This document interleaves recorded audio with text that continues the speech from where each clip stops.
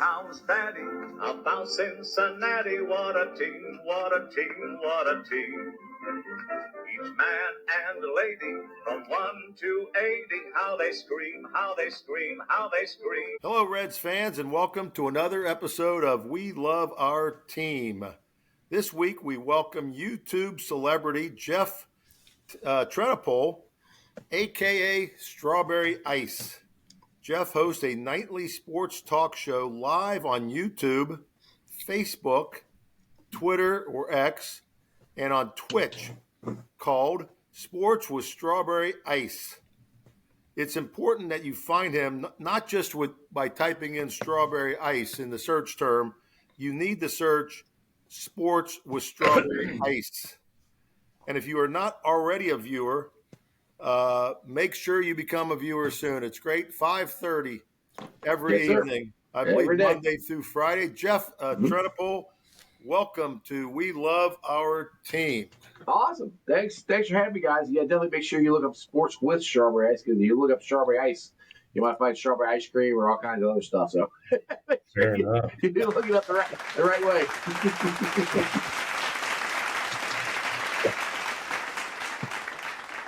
So, hey, Jeff, we'll get into a little bit more detail about your podcast in a little bit, but tell us about growing up in Cincinnati. What part of town were you from? And obviously the key question, where you went to high school, you know. Always. Born and raised a West Sider. So, Pete Rose, I went to Western Hills High School. Same that jersey, Jeff. Yep. My jersey's awesome. My son got this for my 50th birthday party, so I got the same birthday as Pete Rose. So in the same high school as Pete Rose.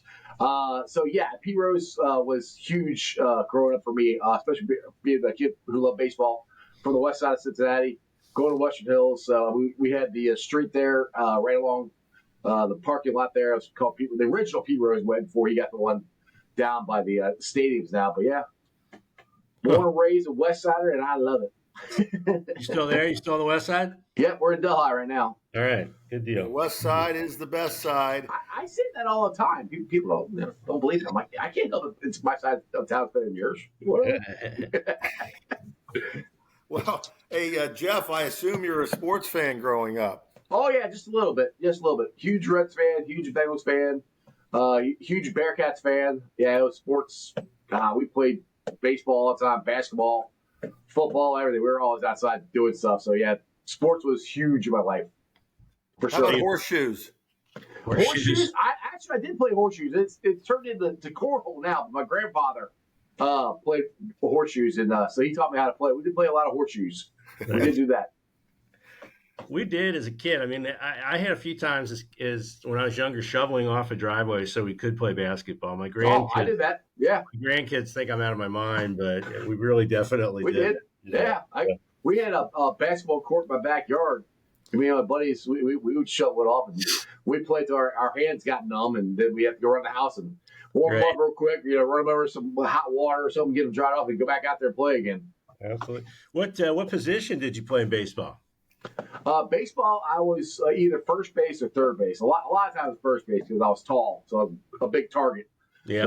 But I wasn't left-handed, which is weird because I bat left-handed, but I do everything else right-handed. So every time they see me bat, like, "Oh, you're a first baseman." I'm like, "Well, I'm actually right-handed." Did you ever try switch hitting? I did. Well, you'd think I'd be able to. Yeah, with Pete. I mean, your connection with Pete. I know. I tried. I could never. I could never hit as good from the right side as I could from the left side. I have no idea why. It makes absolutely no sense to me to this day. But if I go play softball, I'm hitting right-handed. Because I remember we coached my daughter's softball team a couple of years ago, and we were playing against them. Just for fun at the end of the year. So we were all hitting the opposite way. So I hit right-handed. They're like, "Oh no, you bat. You're right-handed. No. I'm like, all right, I'll switch to the left side." Then they saw me getting ready to swing. They're like, no. Go back the other way. That's funny. It is funny, how at the upper levels of baseball, and probably even I'm sure high school, maybe in high school, but you just don't see left-handed infielders, and yet, you go to kids' games and you look out and, hey, that shortstop's left-handed because he's probably the best athlete. They're going to put the best athlete at shortstop no matter what. That would be kind of difficult to be a left-handed shortstop. Yeah, I don't know how you make the throw. You throw it across your body the whole time. They have to pirouette real quickly, I think. Right, Yeah. exactly. Hey, Jeff, what are some of your best Reds memories when you were growing up? You're relatively young, compared to Jack and I, so you're going to have maybe some fresher memories. Well, the first ones are my very first memory is being part of the baseball bunch with Johnny Bench, and I actually got to go on the field and shake his hand, which I thought was the coolest thing ever. That was, I don't know, 1980, 81, somewhere around there. That's probably like my earliest memory, but my fondest one, well, I don't say my fondest one, like the ones I'll put it to my favorite team is the 1990 World Champion Wire Nasty Boys. Me and my dad went to so many games that year because we buy the top 6 tickets. We bring our bag of peanuts and do the bottles of pop. We sit up in the top 6 behind home plate, and we found a free parking spot. It's actually right by where the Bengals practice field is now. We parked there. It was a good little walk. We walked there. We went to so many games. Chris Sabo was my favorite player. That 1990 team was so much fun to freaking watch, and they're the first team to ever go wire to wire. My favorite player after Pete Rose was Chris Sabo. They had hometown boy Barry Larkin on there. Like I said, the Nasty Boys, who were the best bullpen in baseball that year, and I still think one of the best bullpens in history. I mean, go look at the numbers. Go see how Randy Myers and Rob Dibble won the co-MVP for the National League Championship Series, and Jose Rio on there, Sweet Lou Piniella. I mean, that whole year was unbelievable. That's the only championship team I've ever seen. Like, I was alive in 75 and 76, but I was born in 75. So I don't remember it. I remember the 1990 one. So that is my fondest and my favorite team to talk about. That's awesome. Hey, I was curious, the baseball bunch, were you on the TV show? No, it was just they had the TV show. I was thinking I was going to be on the TV show, yeah. But no, we just went down, and all I remember is we went down the tunnels to go to, because remember the tunnels go down to the blue seats. Yeah. And I went down there, and then also went to another thing, and then also I was on the field. I'm like, whoa! And we walked forever. We had to walk. I don't know how many kids there were. We just walked around the outfield and then back down the third base line to the first base line. And Johnny Bench was right right on home plate, and he was just shaking their hands real quick. And because there's so many kids going through, I had a shirt. It was a blue shirt. They said the baseball bunch. I'm sure there's other stuff I got, but I don't remember what it was. But I remember being Johnny Bench. And I remember the shirt, and like I said, it seemed like it took forever, but trust me, it was worth it as a God, 70-year-old. How cool that had to be when you were 5 or 6 years old. I'm thinking when I was 5, I was pretty awed by Argo Field up by the Brentwood Shopping Center in Finneytown. I'd walk around there, see the green grass. Hey, how about the top 6? Tell our younger viewers about that. I really think the Reds ought to bring back the top 6 seats. I don't know how many people I talk to that say they used to go down the riverfront and buy those top 6 seats. I mean, we did it all the time. Yeah. They were $3 back in the day. Mm-hmm. The Reds could make them like $6 maybe. Yeah, $5. I mean, it's crazy. Like now, the cheapest seat is like $20, I think, because we're going to try to go Wednesday. But yeah, it was great because, I mean, I always wanted to have season tickets, but 82 games is hard to commit to that many games. But if you have a top 6 ticket, you just walk down there and go buy tickets. Like I say, my dad bring our own peanuts in or a pop in. And we'd sit up there. I mean, and sometimes if it wasn't full, the later the game when we moved down, not the blue seats or anything, but moved down lower in the red seats. And I mean, we didn't see. I got to see probably 15, 20 games that year. And we would just, I couldn't wait for my dad to get home because the Reds were so hot that year. And we didn't have cell phones back then, so I couldn't wait for him to get home. I'm like, we'll go to the Reds game. He's like, okay. It's about how tired he was, but he would go with me, though. We brought in our own keg one time to the top 6, yeah. So I don't think this could happen ever again. But we were at somebody's house getting ready to go down to the game. And Unipole used to make the beer ball, and it was I don't know how much it contained, but it was this little plastic blue ball or blue thing, Mhm. and it was a keg, and Right. but it came in a box. Okay, so we're having a good time. There's still beer left. So we we took the keg out. Somebody shoved that down their pants, or not the keg, the tap. Oh, I was gonna That say. down the pants, not the keg, just the tap.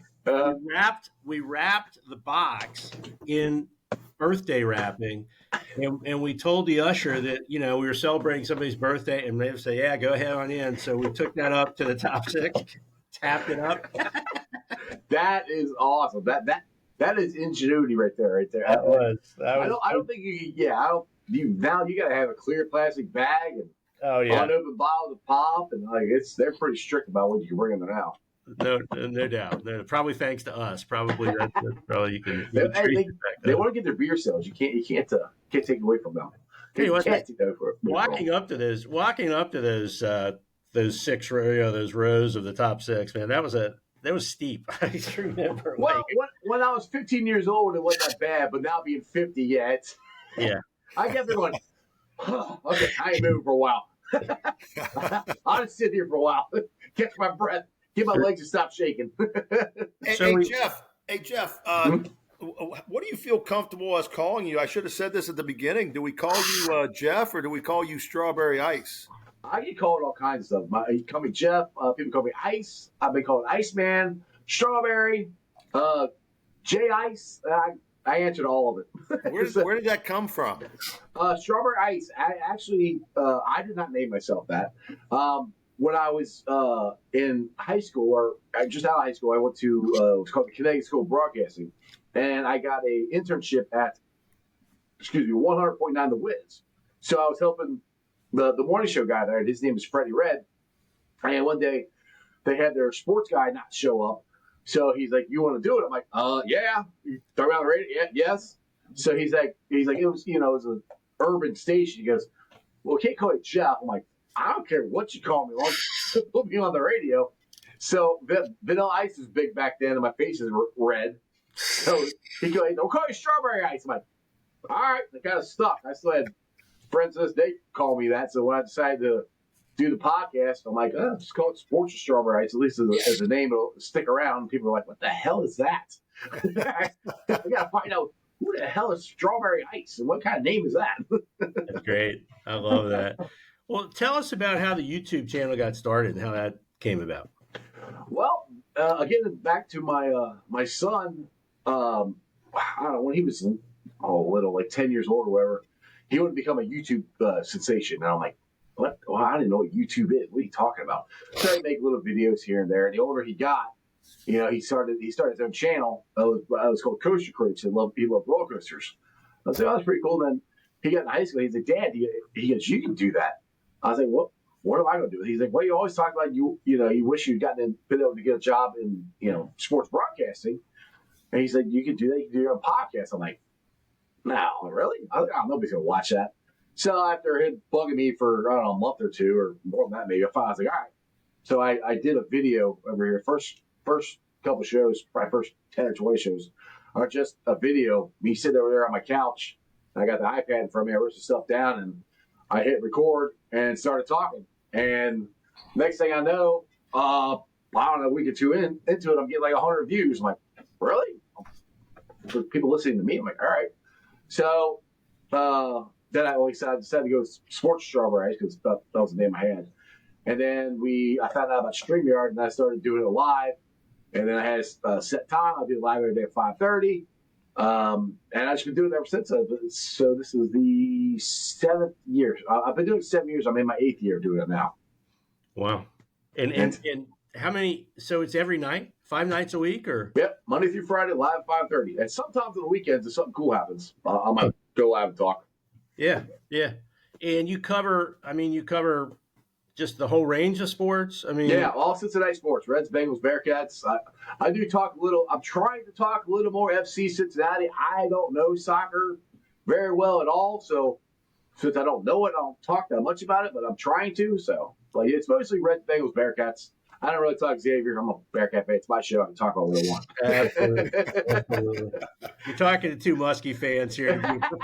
Full disclosure, but we feel the same way. That's Hey, fine. you guys have been doing better than we had the last freaking 10 years. I mean, we finally beat you in a crosstown shootout, but then we went downhill from there. So, I don't know what's going on with them. My son-in-law is a big Bearcats fan, Yeah. and he and my daughter have two kids who are becoming pretty big sports fans. And there's been a commercial running where the guy comes to the house to meet his girlfriend, and the whole family. Oh yes, the whole family's dressed in UNC stuff. Yeah, he's wearing Duke stuff. Yeah. And I said something to my granddaughter, who's 9. I said, what's going to happen if you bring a boy home who wears a Xavier shirt? And she just shook her head at me and told me to be quiet. Hey, Jeff, did we set a record on March 26, 2025 by having a 5-hour Sports with Strawberry Ice show live from the Moorline Lager House that night? That had to be your longest show. Oh, yeah, by far. That was the longest show, I've ever done, yeah. I mean, and I was pretty much talking the whole time. You guys got some guests for me. There wasn't that much of dead air, but that was the longest show I've done. I mean, we did a 3-hour draft show before for the NFL draft. But no, the Moorland Lager House for the Rich Community Fund, that was definitely the longest. And people can still find that if they search it on your YouTube channel. Who are some of the guests you remember from that evening that stand out to you, other than me and Jack, of course? Well, of course, you guys are on there. You had Marty Brenneman and Amanda Brenneman were on there. The Cowboy, Jeff Rayleigh was on there. Dennis Jansen from Channel 9 was there. John Popovich from Channel 9 was there. And obviously YouTube, because you guys are the stars of the show. I mean, come on, Randy kicked the whole thing off. And then, Randy's the man, no doubt. Yeah, and then we had at the end of it, we had the winner. What did they? I can't remember what they won. Now at the end of it. Oh, that was a great prize that night. That was the owner of the Dayton Tortugas. Yeah, Tortugas. Yes, Daytona Beach Tortugas. Mm-hmm. He won the raffle. I think he ended the night, I think, around 10 o'clock or 10:30, I forget. Something like that. We were enjoying ourselves, having a good time, and he was winning. He was winning everything. So I'm glad. I told him, I said, whenever I get down to Florida again, I'm gonna try to go down over to Daytona and check the Tortugas out. Yeah. Well, they play in a pretty historic field. I don't know. Did he talk about that? Yeah, he did. He was telling me about that. Yeah, it's one of the oldest ones. If I remember right, it was the same year as Fenway. I think that's what he said. I think that's right. But, Jackie Robinson played there. Mm-hmm. And they're trying to get it declared, I think, a historical monument, which would be pretty awesome. He's a great guy, by the way. He's a really, really good guy. So how did you grow? I mean, was it kind of organic, or any strategy? Maybe we can borrow to grow our podcast? The show? No, it's just people ask me that all the time. I'm like, I don't know. People like me, I guess. I don't know. I just kept doing it, and it kept growing and getting bigger. And the biggest thing is I think I'm different than anybody else because one, it's just me, and then I have a different guest every day. Like every day, I got somebody different. I mean, I've had from the Reds, I had Graham Ashcraft on there before. I've had Chris Welch on there before. Bronson Arroyo's been on there a couple times. For the Bengals, I've had Ickey Woods, Corey Dillon, Carl Pickens. So these are just guys I've gotten on just from doing the show and reaching out to them. I don't know, maybe I'm annoying. I just bug people enough till they say, "All right, fine, come on your show, whatever, leave me alone." Well, you've got a full-time job in addition, right? Oh, I got two of them actually. I got a part-time job at UPS, and then we have our own rental property management company called T Properties. Wow. So I do. That's why during the day I can do the podcast and stuff like that because I'm usually doing my rental property stuff or sleeping. Yeah. All right. Trying to catch up from working the night before. But yeah, I'm always, like I tell Randy on the way home from work today, I'm always doing something.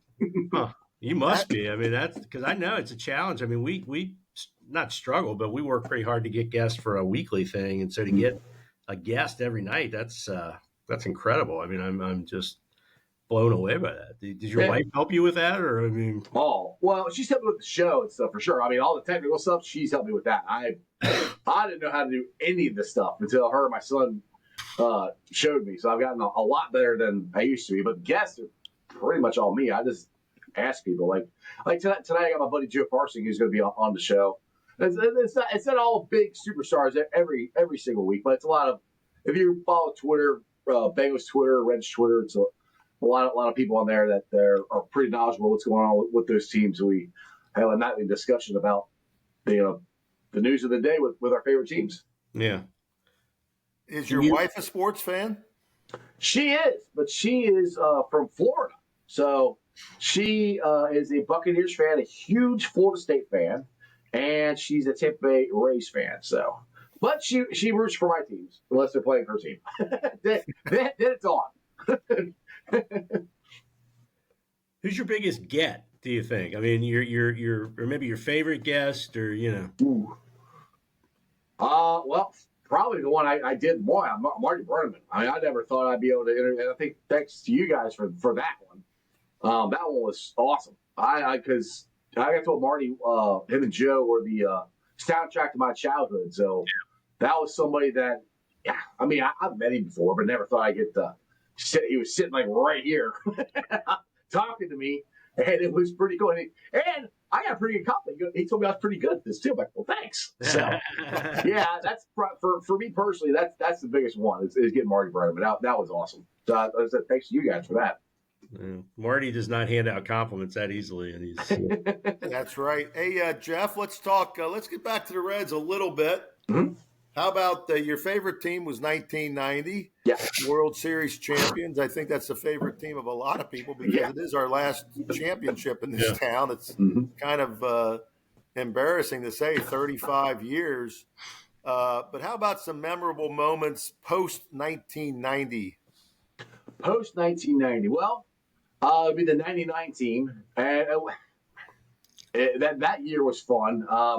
I guess this isn't really a memorable moment, but I remember I went to the playoff game against the Mets, and Al Leiter shut us down. And like I said, it's not a memorable moment, but if you just go back to that Milwaukee series, you win one more freaking game. Right. We're not in the damn playoff, in the one-game playoff. So like that one.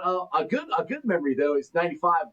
Mark Lewis hitting the home run against the Dodgers. Dodgers, yep. That was a good one. Because I was a little mad at the Reds because they let my boy Chris Sabo go. So, but that's still Mark Lewis made me feel a little better because he's played third base there. Barry Larkin going to the Hall of Fame.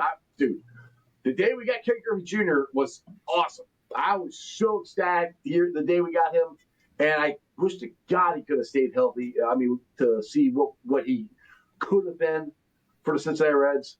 But to go back to Barry Larkin going into the Hall of Fame was awesome because he's a local kid. I watched him play from his rookie year all the way to the end. Yeah. So that's the first Hall of Famer that I watched from beginning to end. Did you go to the induction? No, I wanted to, but I wasn't able to work it out together. I've never actually been to Cooperstown. I do want to get there someday. You got to go. We went. I took my sons in 2000. When Tony Perez and Sparky and actually Marty yep. Mm-hmm. And it is just unbelievable. You kind of have to be there to totally, appreciate it. But we just had, such a good time. And it was funny because we promised each other we'd come back for the next Red who was inducted, which was Larkin. And my son, Joe, who was 13 in 2000, had the nerve to get married that weekend. So, yeah. You priorities? I mean, come on. It's Reds and then everything else. What the hell? Yeah. Unbelievable. So maybe Votto. We'll save it for Votto, I guess. Yeah. That'll probably be the next one. And Roland was, we loved Scott, but he's not known for a Red. He's not really a Red. He's not a Red. He's either a Philly or a Cardinal, one or two. Right. One of my favorite guys to watch, and maybe you ought to get him as a guest some night, Jeff, would be Deion Sanders. Oh, I would love. Hey, if you Randy, you know a lot of people. You know Deion. Tell him to call me. I would love to get Deion. Deion was when he would get on base. The only guy I've seen close to as fast as he is Ellie. When I see Ellie run, that was Deion running. That dude could fly. If he could have concentrated on baseball, I think he would have been a Hall of Fame baseball player. I really do. Well, going from first to third, I've never seen Billy Hamilton didn't do it as fast. Ellie doesn't do it as fast. He cut that corner at second, and I mean it was amazing. I mean, yes. it was just amazing. I remember the play. What was it, 94? I'm trying to remember what game it was, but he dove over the catcher to score I think it was a game-winning run. Huh? Was it the Giants? I can't remember. I just remember him diving. He rounded third, and Joe Knoxville would say head broke, and he dove over the catcher and did a somersault and landed on home plate and scored. I wish I could remember what game that was, but that was Dion. Yeah, Dion's got a few other irons in the fire. He might be a tough guest to get. But he's got the draft coming up here with his son, and it's going to be pretty interesting to see what happens there. But he might, his Shador might wind up in Cleveland. So God help him if he does. I know. I wouldn't wish that on anybody. No. That's funny. Oh, yeah. Hey,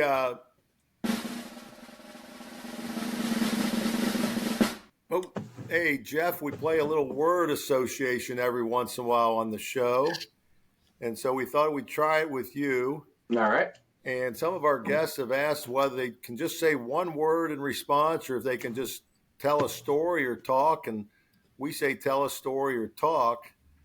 And, I was thinking about your show. You're live every night, 5:30 to what, 6:30 or so? Yeah, 5:30 to 6. So usually, I mean, if the show's going good, sometimes it'll go longer, but usually 6:30 and we're done. So I'm curious, what would you say? The first name I'm going to throw out here is arguably one of your competitors in a sense, Lance McAllister. Awesome dude. I've had Lance on my show. He's actually, I'll tell you a story. When I started doing this, all right, I met him through one of our other businesses that we tried to start. It didn't work. So I kind of knew him through that. And so I talked to him a little about how I used to try to get the radio stuff. And then I reached out to him about doing, I said, I'm thinking about doing this podcast. And I reached out to him and he gave me some pointers on what to do and stay consistent with the time and all that stuff and be energetic and thoughtful and really whatever you believe, that's what you should say. If you don't believe it, then don't argue it. So, yeah, Lance is a great dude. He is one of my favorite sports talk guys around. I don't listen to as much as I'd like to since he's on sports talk at nights, but I listened to when he was on, let's see here, 1160 Bob, then it was 1360, now he's on 700. So, yeah, Lance is an awesome dude. How about your favorite sports caster? Ooh. Radio or TV? You name it. Well, I want to go back to Marty. Marty Brennan and Joe Knoxville. I'll put two of there, but yeah, Marty's the best. He's my favorite. People got upset with him when he was ridicule the team or whatever, but he's speaking the truth. He wasn't lying, you know. I mean, he's saying the stuff that we were feeling the same way. So yeah, Marty is. Once you grow up listening to Marty Brennan, it's kind of hard to not compare him to everybody else. Yeah. Or compare everybody else to him. So, I mean. How about on the national scene? How about nationally? Who's somebody you like? Let's see here. Joe Buck does a good job. I enjoy him. I wish he'd go back and do some baseball. Let's see here. Who else do I like? I really can't think of anybody else other than him, to be honest. How about somebody like? Well, that's again, it's not national, but Dan Horde is awesome. I love listening to Dan Horde on the Bengals and the Bearcats. Again, it's not national, it's local, but Dan does it.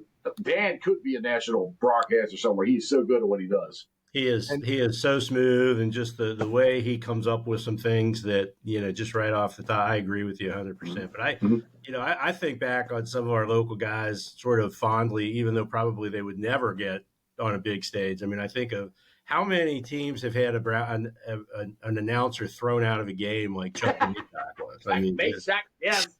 I love that. I love that story. So I got a story about that one then. So this is when I was what was I doing? I was doing gas line work for a contractor here for Duke. And anyway, a lot of these guys were from Louisville, where I was working with, and I think I don't know if Bearcats were playing Louisville or not, but anyway, they all just gave me crap about Huggins. They called him Thuggins and all this stuff.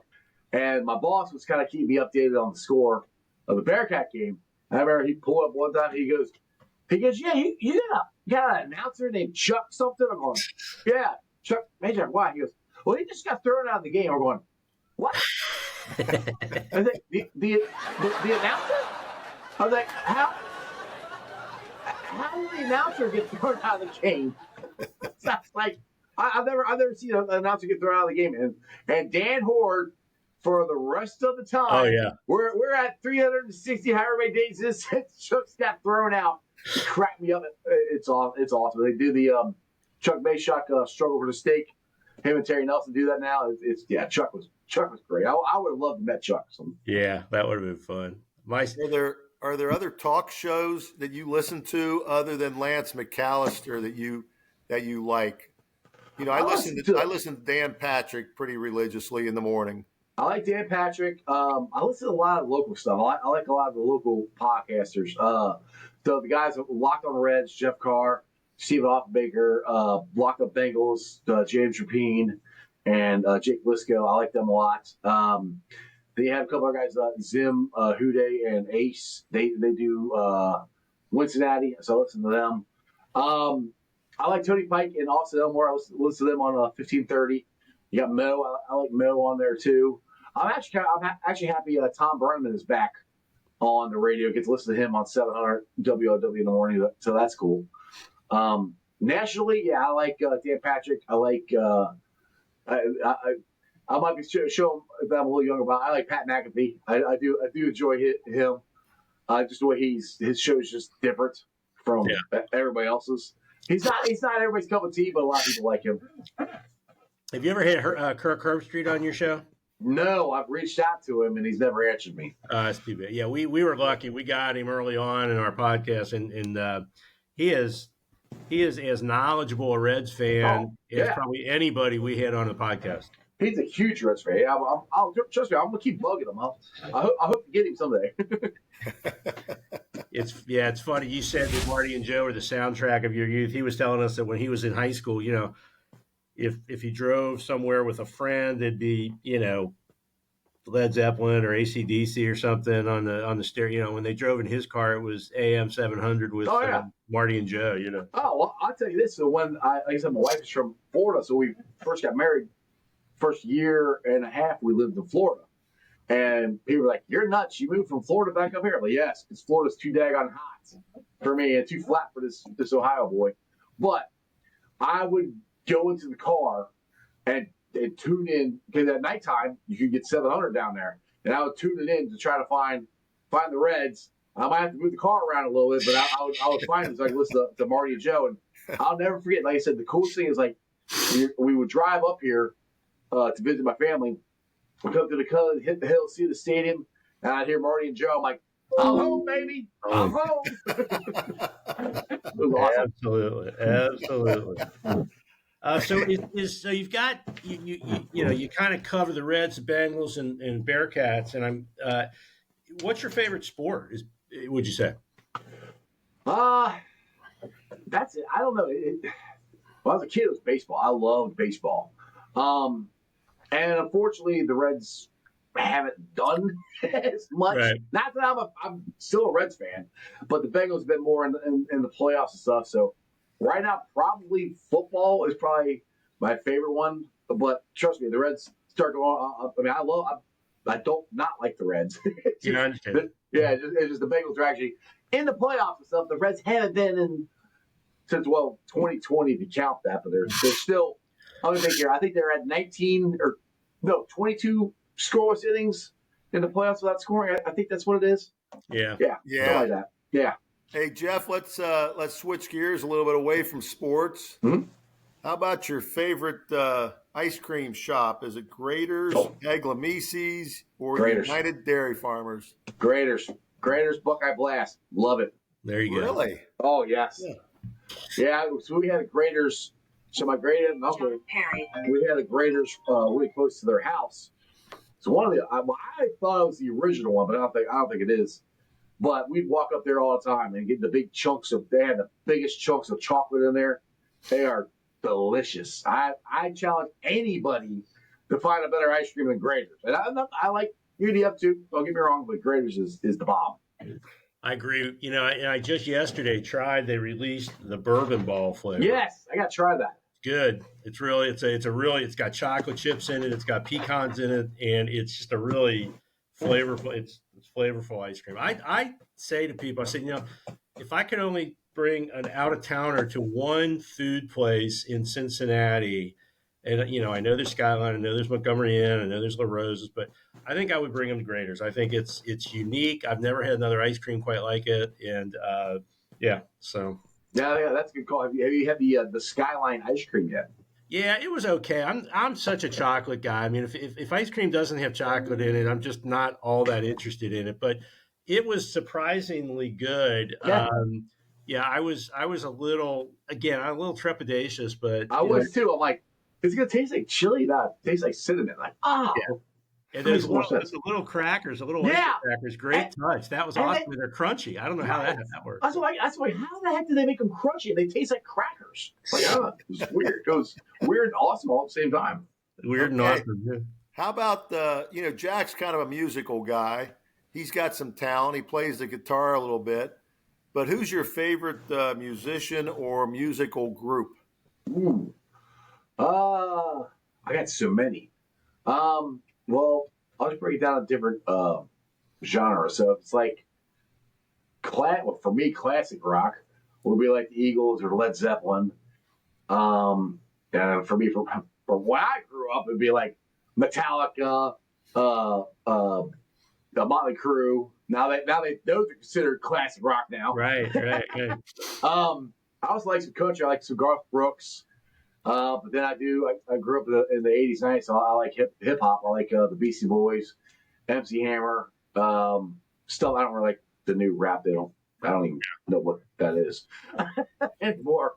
Yeah, that's. I pretty much like a little bit of everything. I don't really have one specific favorite band. I know Creed's coming to town. I wouldn't mind seeing them.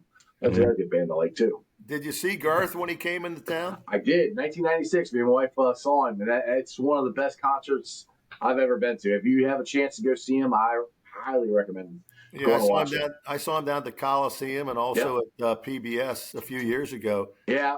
PBS, we were out of town for PBS, but that's back when my son was playing travel hockey. So we were out of town every weekend, and so that's when Garth was in town. Were you a Nirvana guy? Oh yeah, I'm a big Nirvana fan. Yes. Did you see the SNL concert? I did. Yes. With Post Malone? Yes, that was awesome. That wasn't it great? I know. I wish you would have done more than one song. That's what I was like. Know. They were so good. I'm like, I want more. Exactly. They just crushed it. I mean, I was stunned. I was just like, all the original guys. When they said Post Malone, I'm like, what? Come on. Yeah. And he gets up there and just crushed. Post Malone is talented. That dude is he can sing anything. Yeah. Hey, we're back with favorite Reds mascot. Ooh. Well, it's Mr. Red. My cousin, Rob, if you're listening to this, cannot stand Gapper. He is not a Gapper fan at all. I don't mind Gapper, but I like Mr. Red. That's the one I grew up with all the time. Yeah. I think I've told this story before, but one of the funniest things that ever happened to me was we were in Cleveland, and I've got a friend who's in the Cleveland organization, and he got his tickets, and we parked right where the players park. Okay. And after the game, we were standing around waiting for my friend to come out, and Gapper comes out in costume, holding his head, under his arm. And we started talking to him, and we said, "So what are you doing tonight?" because it was Saturday night. They had one more game on Sunday. He goes, "Yeah, I'm going out for drinks with Slider, who was the the Guardians mascot." Right. I was like, "Are you guys going to wear your costumes?" Good thing the little kids saw that. Like, Trapper, what happened to your head? Yeah, exactly. Oh, that's hilarious. It was so funny. So funny. Well, Jeff, hey man, we appreciate it. We've taken up a lot of your time, and you're a busy guy, so thank you for spending some time with us. This was a lot of fun, and really going to urge our listeners to check out the your show, because just based on our conversation and getting to know you a little bit at Randy's party, I know it's going to be awesome. So, well, I appreciate it, guys, and I guess I appreciate letting me do the show at the Moy House for the Reds Community Fund. That was an absolute blast. I can't wait to do it again next year. And if you guys got anything else like that, let me know. I will be there with bells on, and I'll bring all my equipment. And we'll do another podcast. Okay, awesome. We'll circle the date on your calendar, March 25th, 2026. You're already booked. Oh, it's already circled. It's double circled. All right. Well, hey, thank you very much, Jeff. Yeah, Jeff. Thank you, guys. Thanks, man. Thank you, guys. Okay. Give it up for Jeff Trenipole, a.k.a. Strawberry Ice. Sports with Strawberry Ice. Thank you. Hold down. Settle down now. Calm down.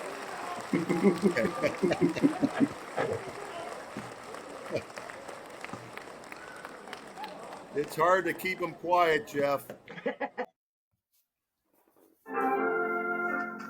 The whole town's batting about Cincinnati. What a team, what a team, what a team. Each man and lady from 1 to 80, how they scream, how they scream, how they scream.